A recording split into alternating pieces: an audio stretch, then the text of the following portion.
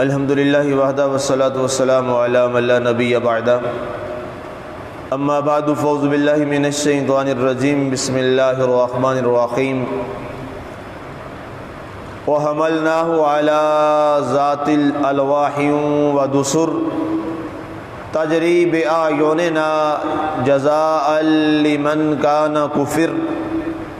وَلَقَدْ تَرَكْنَاهَا آیَةً فَهَلْ مِن مُدَّکِرٍ فَكَيْفَ كَانَ عَذَابِي وَنُذُرِ۔ اور ہم نے سوار کر دیا نوح علیہ السلام کو کشتی میں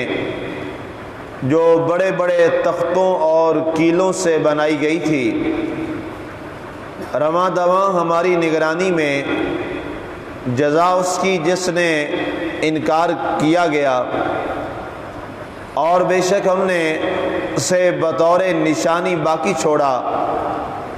پس کہ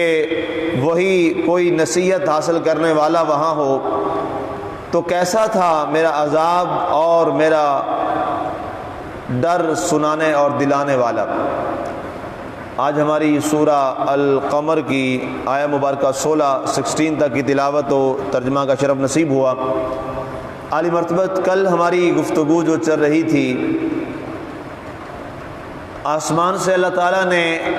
پانی جاری فرمایا بارش کی صورت میں، اور زمین کے اللہ نے سارے چشمے کھول دیے۔ یہ کل یہاں ہماری بات اختتام پذیر ہوئی تھی۔ اس کے بعد جب پوری زمین پر اللہ تعالیٰ نے ہر طرف پانی اور پانی کر دیا،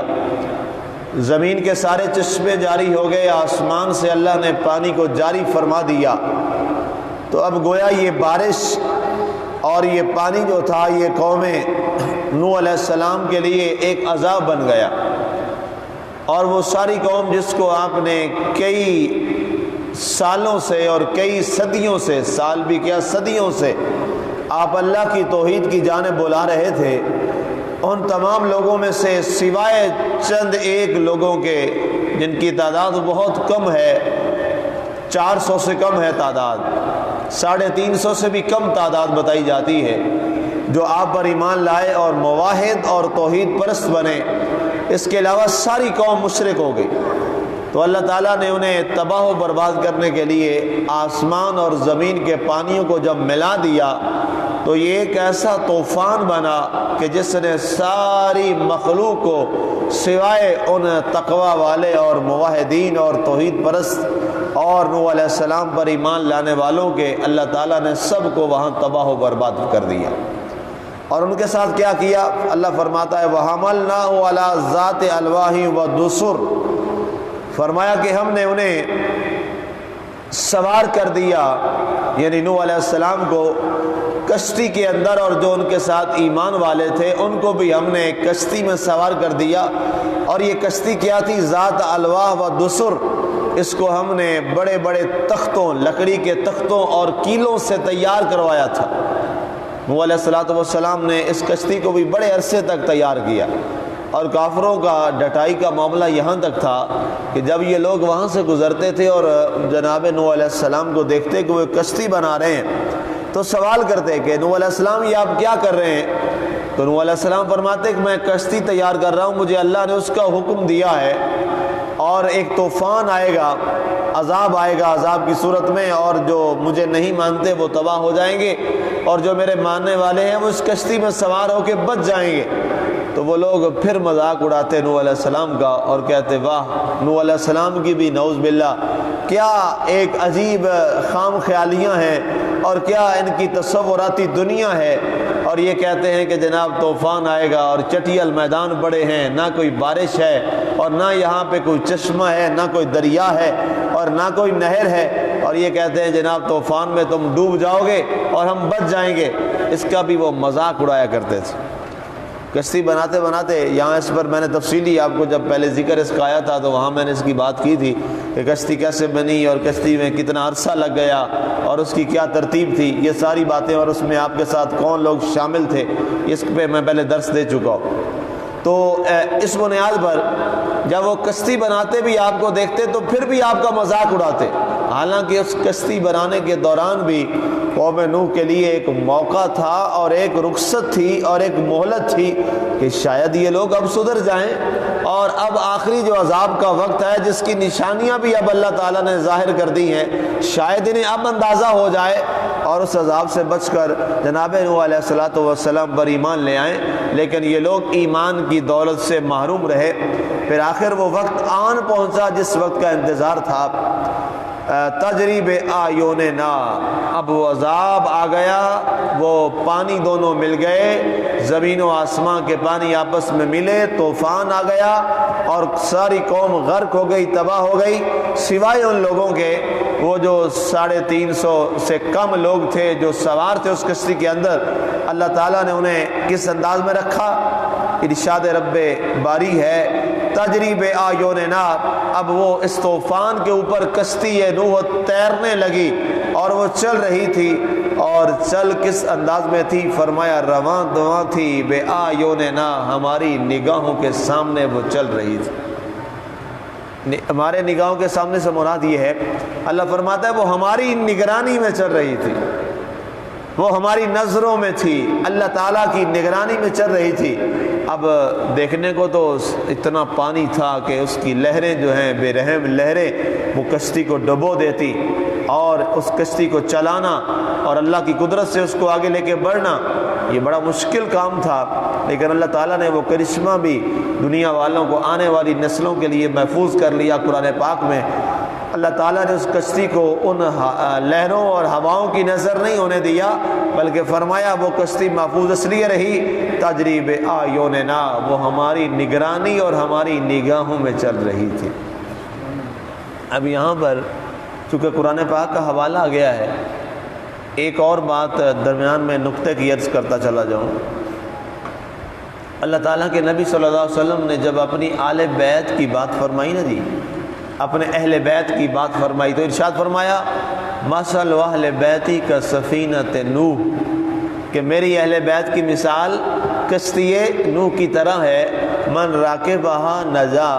جو اس میں سوار ہو گیا وہ نجات پا گیا، اور جو اس سے پیچھے رہ گیا وہ تباہ ہو گیا۔ تو اب یہاں ذرا ملائیے، اللہ نے کشتی نوح کے بارے میں کیا قرآن میں فرمایا، اور سرکار نے اپنی آل کو کشتی نوح فرمایا۔ اللہ نے فرمایا جو کشتی نوح ہے تجری بِأَعْيُنِنَا، وہ ہماری نگرانی میں رہتی ہے اور جیسے ہم چاہتے ہیں ویسے چلتی ہے۔ تو گویا سے نتیجہ کیا نکلا؟ اللہ کے رسول نے جو اپنی اہل بیت کو کشتی نوح کے ساتھ مماثلت دی ہے، تو اس سے مطلب یہ نکلا کہ اللہ کے نبی کی جو اہل بیت ہے وہ بھی اللہ کی نگرانی میں چلتی ہے، جیسے جیسے اللہ انہیں چلاتا ہے ویسے ویسے وہ بیڑا چلتا چلا جاتا ہے۔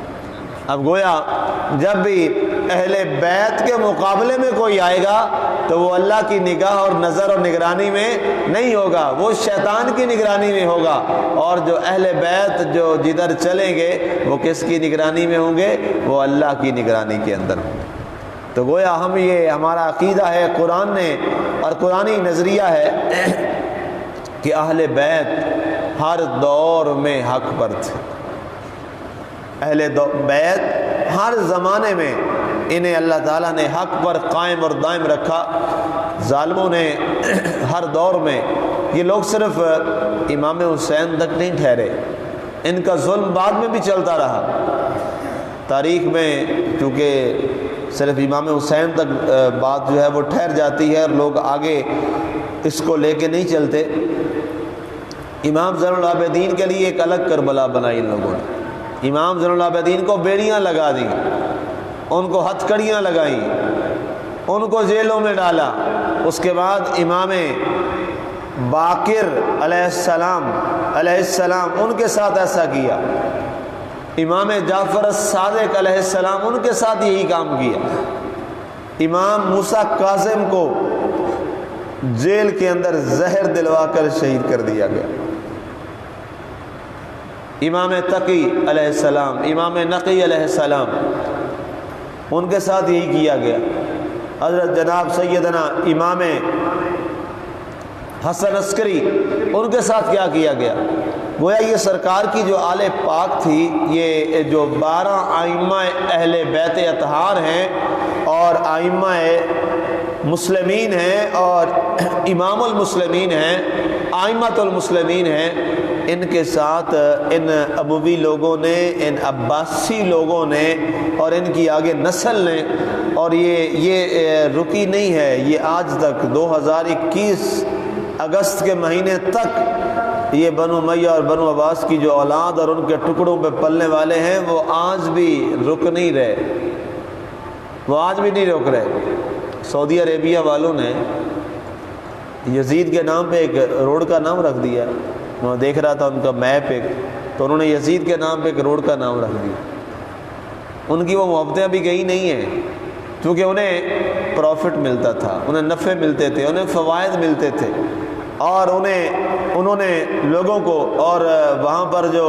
ائمہ مساجد تھے اور خطیب تھے ان کو بھی دولت سے خرید رکھا تھا۔